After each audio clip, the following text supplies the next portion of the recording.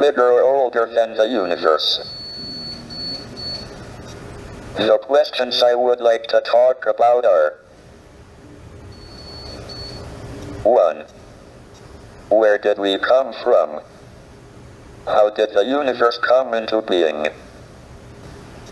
Are we alone in the universe? Is there alien life out there? What is the future of the human race? Up until the 1920s, everyone thought the universe was essentially static and unchanging in time. Then it was discovered that the universe was expanding. Distant galaxies were moving away from us.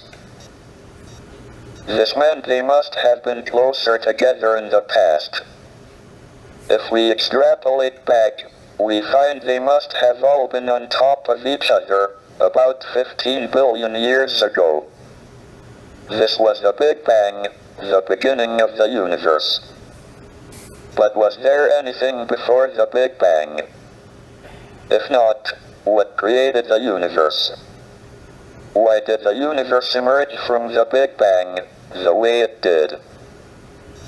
We used to think that the theory of the universe could be divided into two parts.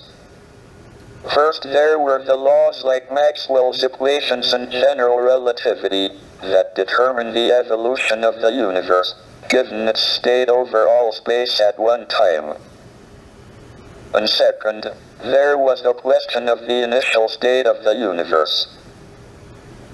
We have made good progress on the first part, and now have a knowledge of the laws of evolution in all but the most extreme conditions, but until recently, we have had little idea about the initial conditions for the universe. However, this division into laws of evolution and initial conditions depends on time and space being separate and distinct. Under extreme conditions, general relativity and quantum theory allow time to behave like another dimension of space. This removes the distinction between time and space, and means the laws of evolution can also determine the initial state. The universe can spontaneously create itself out of nothing. Moreover, we can calculate the probabilities that the universe is created in different states. These predictions are in excellent agreement with observations by the WMAP satellite of the cosmic microwave background, which is an imprint of the very early universe. We think we have solved the mystery of creation.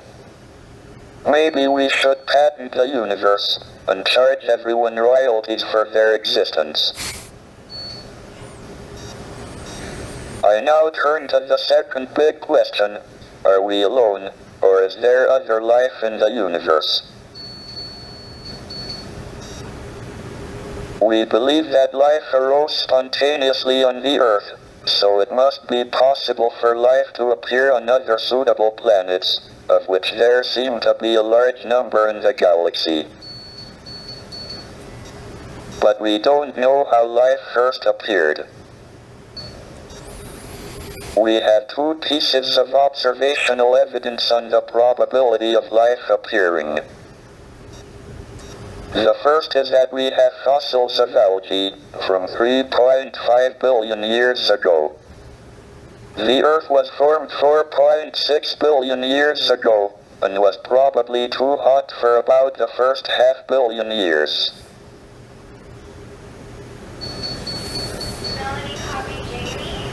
So life appeared on Earth within 500 million years of it being possible, which is short compared to the 10 billion year lifetime of a planet of Earth type. This suggests that the probability of life appearing is reasonably high. If it was very low, one would have expected it to take most of the 10 billion years available. On the other hand, we don't seem to have been visited by aliens. I am discounting reports of UFOs. Why would they appear only to cranks and weirdos? If there is a government conspiracy to suppress the reports and keep for itself the scientific knowledge the aliens bring, it seems to have been a singularly ineffective policy so far.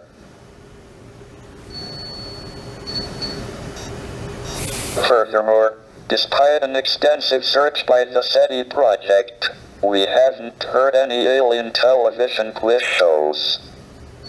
This probably indicates that there are no alien civilizations at our stage of development within a radius of a few hundred light years. Issuing an insurance policy against abduction by aliens seems a pretty safe bet. This brings me to the last of the big questions, the future of the human race. If we are the only intelligent beings in the galaxy, we should make sure we survive and continue. But we are entering an increasingly dangerous period of our history. Our population and our use of the finite resources of planet Earth are growing exponentially, along with our technical ability to change the environment for good or ill. But our genetic code still carries the selfish and aggressive instincts that were of survival advantage in the past. It will be difficult enough to avoid disaster in the next 100 years, let alone the next 1,000 or million. Our only chance of long-term survival is not to remain inward-looking on planet Earth, but to spread out into space. The answers to these big questions show that we have made remarkable progress in the last 100 years. But if we want to continue beyond the next 100 years, our future is in space. That is why I'm in favor of manned, or should I say, personed, space flight.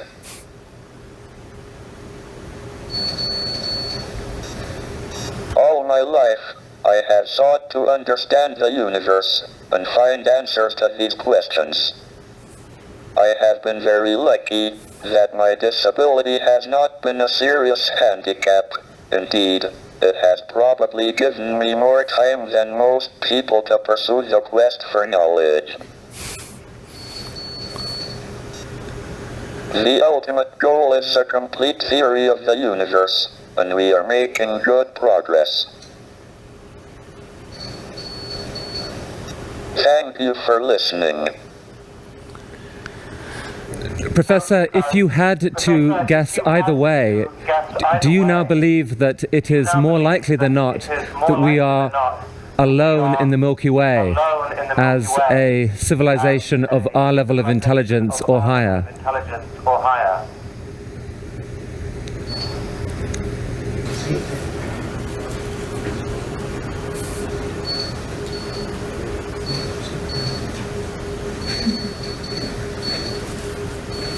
This answer took 7 minutes and really gave me an insight into the incredible act of generosity this whole talk was for Ted.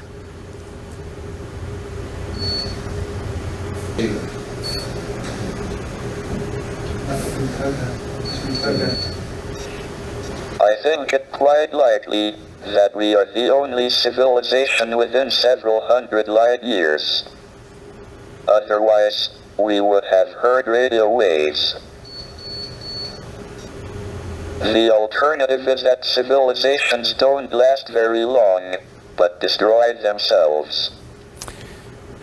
Professor Hokking, thank you for that answer. We will take it as a salutary warning, I think, for the rest of our conference this week. Professor, we really thank you for the extraordinary effort you made to share your questions with us today. Thank you very much indeed.